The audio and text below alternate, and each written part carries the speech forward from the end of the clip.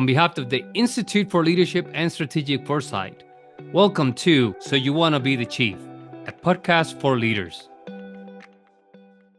As always, it's an honor to have a guest on this show, but this particular person really, no kidding. I know I say it every time, but no kidding is I won't say my favorite. Okay, he's my number one protege. He's the one that started this whole thing back in, I think it was 2014, something like that. We've known each other for a long time. He is Chief Master Sergeant retired José Lugo Santiago, who was a little snot-nosed staff sergeant when I met him in Germany. And I made him into okay, he made himself. But anyway, I helped him become a chief, a great chief. But Lugo is the CEO. I don't know. He's the one that owns the Institute for Leadership and Strategic Foresight, which is the sponsor of this program. So thank you for that. And he also started Waybooks Press, which publishes my books, which is why this podcast started with So You Want to Be the Chief. How you doing, Lugo? Hey, Chief, I'm doing great. Great to be here. Just want to make a little correction. So I'm the chief futurist for the Institute for Leadership and Strategic Foresight. Chief futurist. Okay, I like chief that. futurist. I'm still a chief, and then the CEO of LSEG Lugo Santiago Enterprise Group, and that's also I'm the chief executive officer, right? So it's like three times chief. Okay. So yeah, but not the chief, right? Yes. That's your. I'll leave that title Right. to you. Yeah, and Well, a lot of years. What I want to be the chief spiritual officer. That's what I want to do. So consider that. The I'll have my CSO. people. Yeah, I'll have my people talk to your people, and we can negotiate a contract or something. Anyway, back to we met, and you were a staff sergeant. You were just making tech, because I remember speaking at your promotion ceremony outside at the flagpole at Capone, I guess it was, between the leadership school and the NCO Academy out there in Germany. And in fact, I coined you. I gave you your first chief coin at that time, which, if I remember right, you lost somehow. No, don't tell me the story again. I don't want to hear it. You lost it. Okay. And then I eventually gave you another one. But anyway, I talk about foresight. I saw you as a chief way before you were even thinking about that. But that's the power of foresight and supervision. We thank you for publishing that book. But anyway, so when I first retired from the Air Force after 31 years, and I got hired to teach at the Air Force Academy, I had this idea of writing a book. I wanted to write a book, so I did, and it was called "So You Want to Be the Chief." Now I had it published, and I think Air University Press was working on it or something. It just and I lost track of it because they helped me get into Air Power, HEIR Power, 8 Basic Habits of Exceptionally Powerful Lieutenants, which was their number one book for many years. Of course, it was free. But anyway, in the meantime, and that would have been around 2008, in the meantime, I guess I sent you that book because I used to send you books, a care package every once in a while of stuff you should read. And you came back and said, we need to publish this. And I'm going to start a publishing company. So because it's a great book. So 2014, this version, second edition, So You Want to Be the Chief, comes out because you made it happen. And eventually, now last year, we started this program, this podcast, to help chiefs become better chiefs. So all of that to say thank you for all the work that you've done. And actually, I did the work, but you took the credit. Wait a minute, how did that work? Wait. Yeah, no, I think that was a great. When I look back at 2008, what was the first time the book was published, and I think that this book was I can't exactly remember. I think Air University published it. The book was lost, and then in 2014, I think previous to that, probably 2013. I think let's see, I was the command chief at Charleston, I think, or Joint Base San Antonio, one of the two, and we were talking about leadership, but from the perspective of what chiefs should do. And then you said you should read my book, and so you gave me a copy of it. When I looked at it, I looked at the book and I was thinking, hey, this is amazing. And then you also told me, yeah, a lot of people. First, I asked you, why didn't we know about this book? And part of it was because it was not very popular. The book was not very popular, and the reason for it is because there was just a lot of people did not understand what this all about. They felt that because they were chiefs, they were not in the servant role, and so that was just more about the leadership, and they felt in that generation of what we began to see in that generation chiefs is that we had a gap. We were teaching people to be leaders, and we the chiefs, this is where the chief is at, but the role of the chief is a very strange one, right? Because this is the one role that moves across the tactical, the operational, and the strategic domains in the Air Force. And this is, I would venture to say that this is the only role in the Air Force where you have one person, one role, right? One, a chief master sergeant that's able to move through, and those people that are able to move through those roles become very successful. And it's just very, it's not an easy place.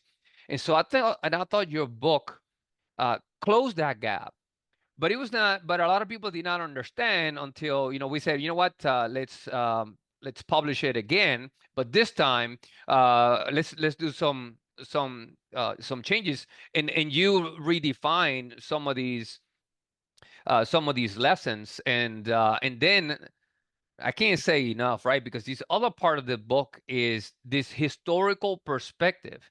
And I think what the book did was able to go from the charter chiefs, the first people who were chiefs in the Air Force, how everything started, all the way to where we are now and what the role should be of the chiefs. This is something that it has not, I mean, it's not there. We haven't explored that until this day.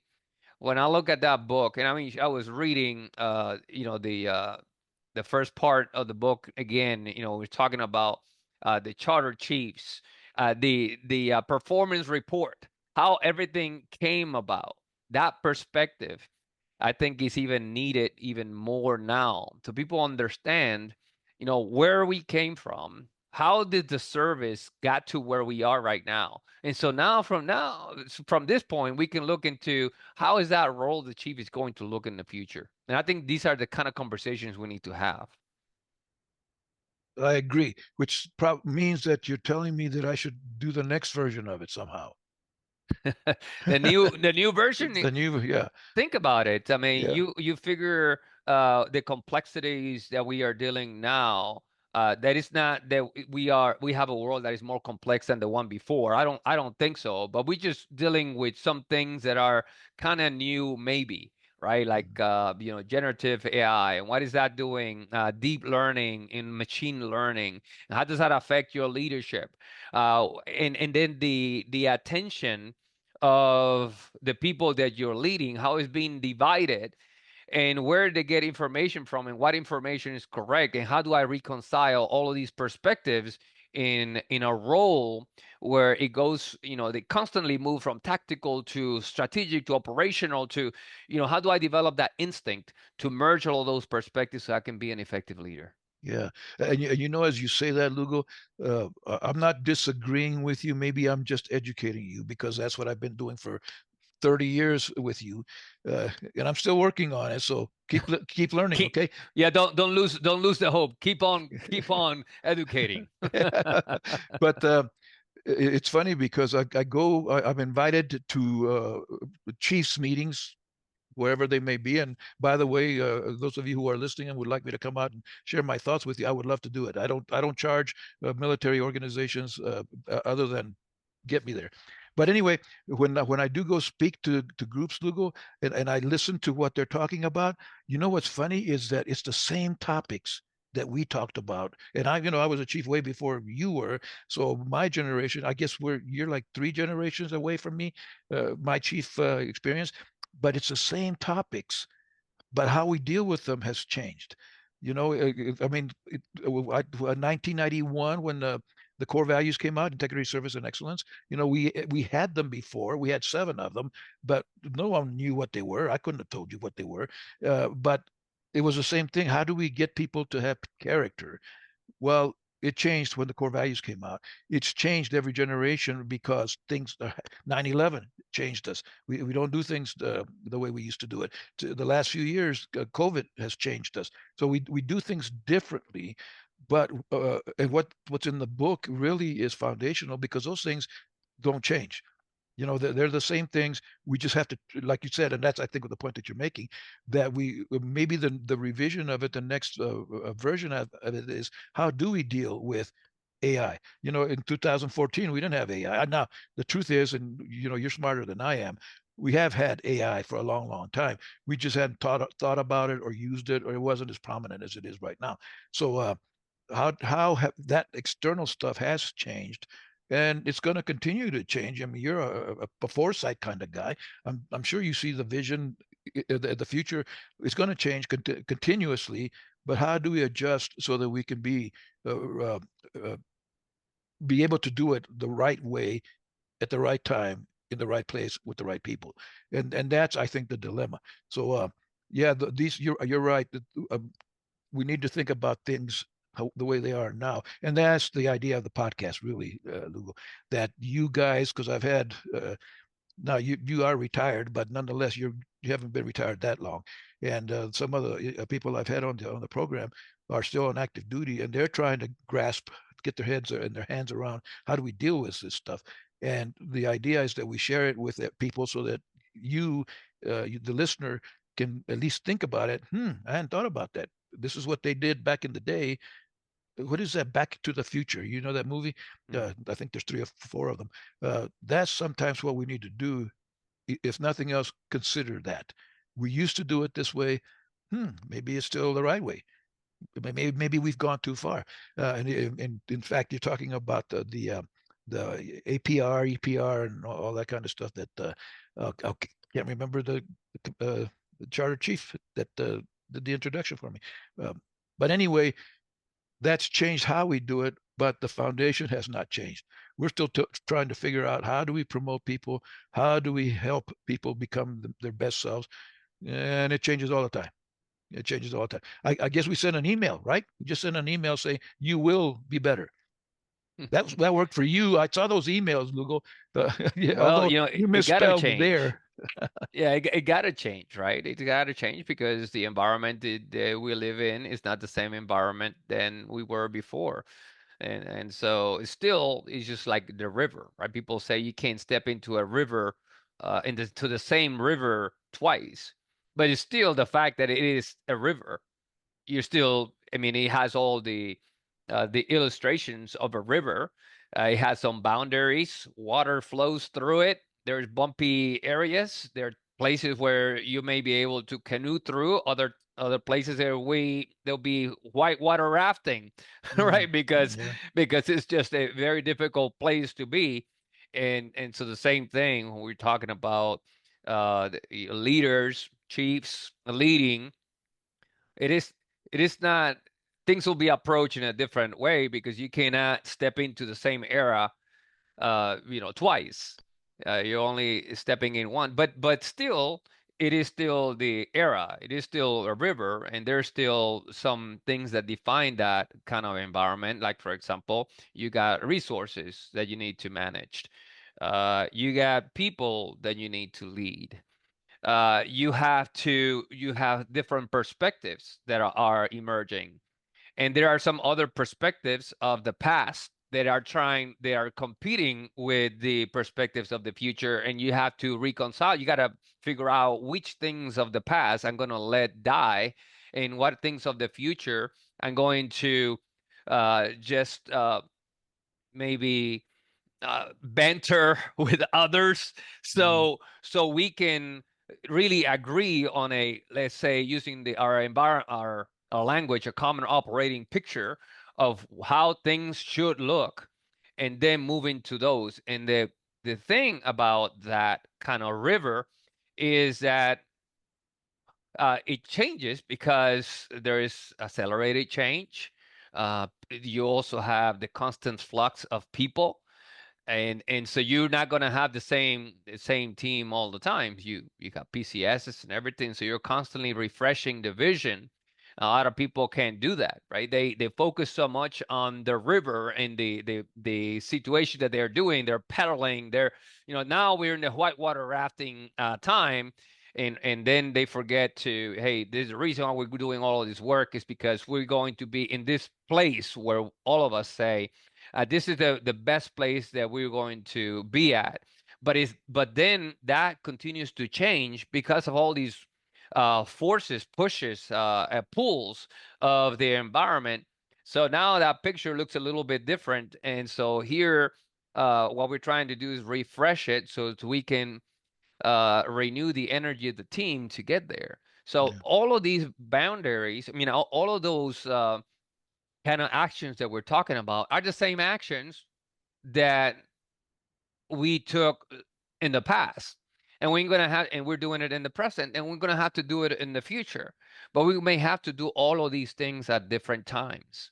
And so I think that's the difference when you're talking about uh, some foundational lessons that they are not going to change. They're going to stand the test of time. Yeah. And I know you have a passion for this topic because I think I inspired it in you. I take credit for it anyway. Being a lifelong learner, I think that's Oh, critical absolutely. for any leader, regardless of what position or what status you have, but in particular for a chief, because a lot of times, and it's funny because this has evolved, at least in my mind. It used to be the chiefs knew everything. Those old Mm. guys knew everything. Old guys because they were mostly guys, but I don't know. I'm trying to remember a female chief, and I don't remember the old female chiefs, but I remember the old male chiefs. The old guys, and they knew everything. Now, I wasn't close enough to them to ask were they lifelong learners. My sense is that yes, the real effective ones were, but I think that's an important thing for us, for a good leader, a good chief, to be constantly learning, which again, if you're going to continue to be effective, especially in the future, you have to be, don't you? I mean, you got to be. I'm no kidding, Lugo. You're not gonna, you're gonna call me a liar, but don't do that because you got to be respectful. I remember saying, I I will. respect my elders. Thank you. Okay. Uh, I remember, I remember saying, and I can almost see it coming out of my mouth. I will never use a computer. Wow. You heard that from a I chief? said it. I said Oh, it. you said that. I said, see, your eyes are big now. I can see you. You're saying no way. Well, I got every Apple device. I have at least one of them.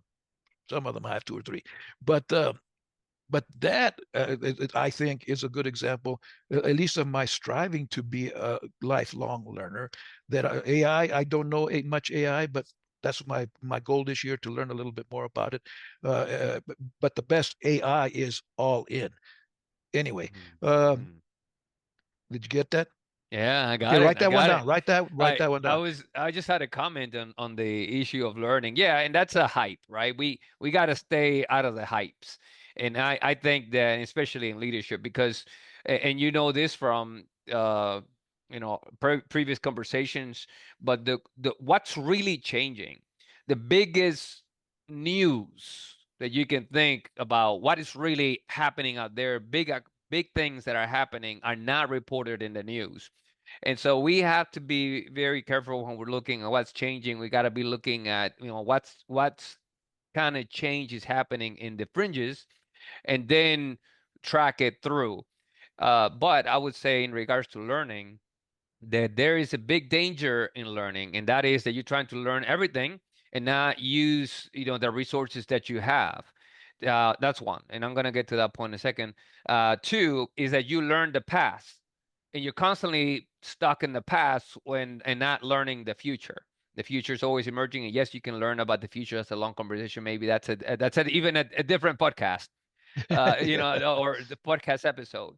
But what happens is, and I always say it, sometimes people come to me and say, yeah, especially experts, right? Like General Powell said, be careful of experts when they bleed to death when they nick by the real world, something like that. This may be the Puerto Rican version of the quote, but Yeah. anyways, the point is, If you're constantly learning the past, there's some people talk to me and tell me, hey, you've been doing this job for 20 years, but what they had, and so they have 20 years experience. No, they don't have 20 years experience.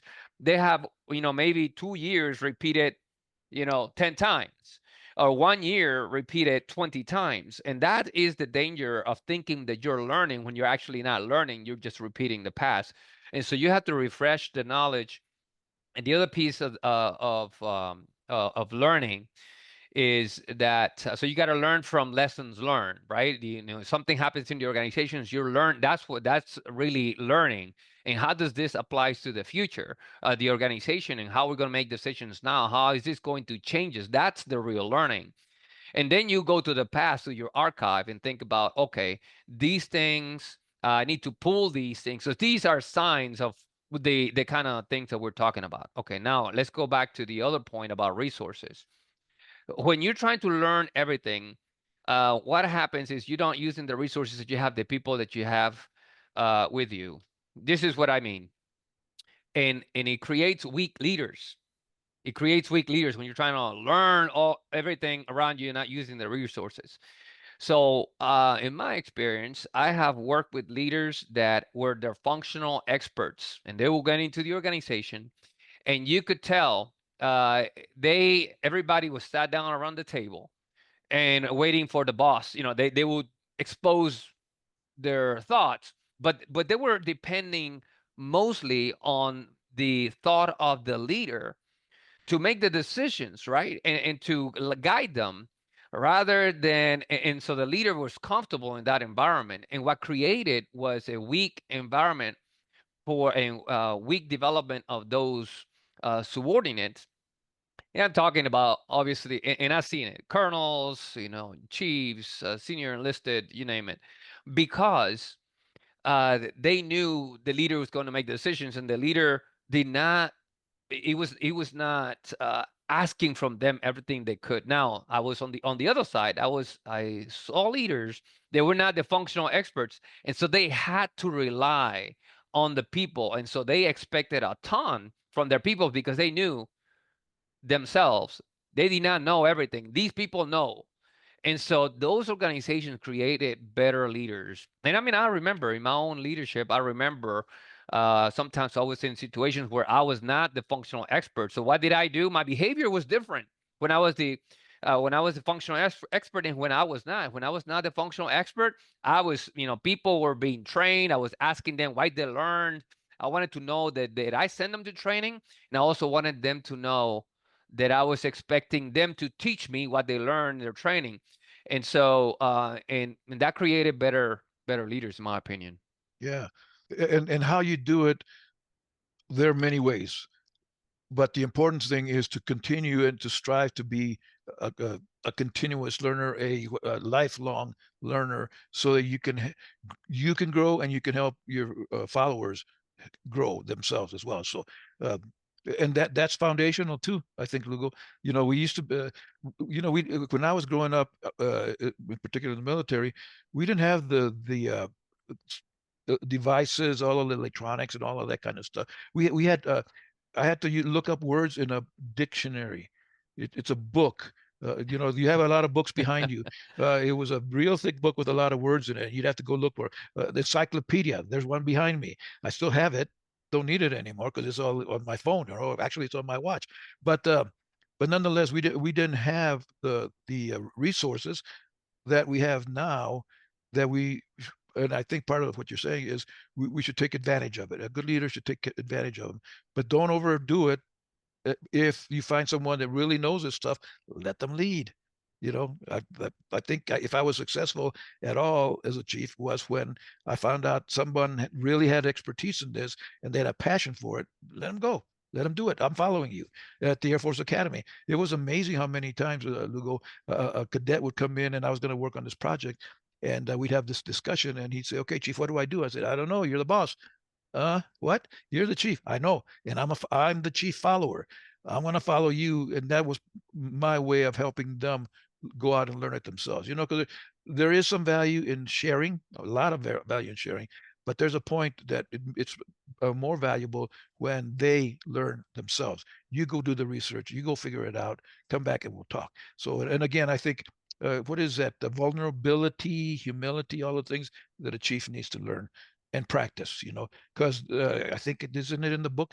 You do not know everything. I think it's in the book.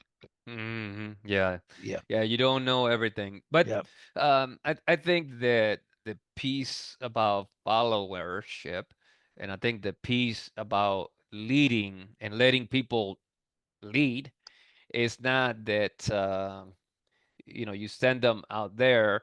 Every great leader that we have seen throughout history for thousands of years, what they have done is they have prepared their people, and once they are prepared, they sent them out there on a mission, right? They this leader commissioned their people, right? And they go and they do their great commission, and then they come back and they report, and then there's more training, right? There's more reassurance, and then they're spread out, and the leader leaves, and these people take over the world, right. and in particular ways, innovation, just they change the world in many different ways we can think through, and I think that's a very good, and that's of importance. When I was in aircraft maintenance, I was QA, a quality process evaluator, and we had a big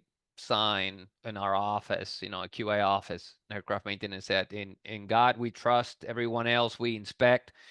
All right, and so the point here was, as a leader, yeah, you prepare your people. You may not be the functional expert. If you're not a functional expert, they go out in their great commission after they are prepared, and then you bring them back in. You go out there and inspect. How did the work get done? Is it of the quality that you expected? Can we improve? And they have suggestions as to how we can improve it without degrading, quality.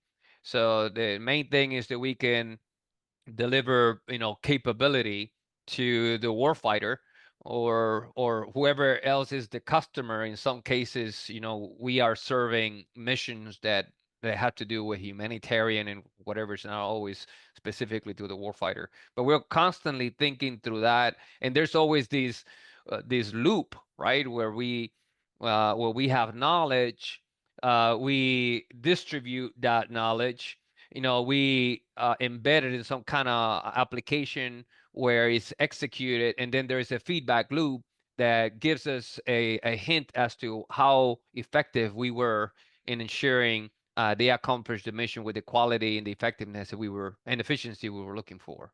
Yeah, yeah. Well, and life is a loop in many ways. Well, Lugo, thanks for being on the program, and thanks for doing what you've done, especially with developing the book and with the podcast and the institute and a chief futurist. Is that what you said? Because Chief futurist. do I have to bow to you when I see you? No, this just means that we study futures, right? Because Okay. there's always more than one future. And then we basically, from there, we help organizations understand, hey, what do I need to do with my strategy? And Yeah. how can I position myself? And you know what? Not just the organization, but ourselves, our Ourselves. Yep. families, to make Yep. good decisions, better decisions, so we can be prepared for whatever comes our way. Yep. And if any of you listeners want to continue listening to our bantering, is what we call it, we have a podcast on Apple and all the other platforms called what do we call it? Leaders and Futures. That's Leaders what we and call it. futures. Yes, we're on when Tuesday mornings we upload or whatever we call it. We publish those episodes. By the way, I like your shirt. That's a really nice shirt. Yeah, that's right. This is You, one of you my trying to you one of trying to my look like chief someone else? shirts. Thank you, Air Lugo, for power. air power. Thank you for everything. God bless you. You've been a great protege. And for anybody that wants to know, the Lugo is my number one protege. That hasn't changed in 25 or 30 years. I don't know how long. But Thank you, we'll Chief. continue to work together, and we'll see you again sometime soon, somewhere. See you soon, Chief.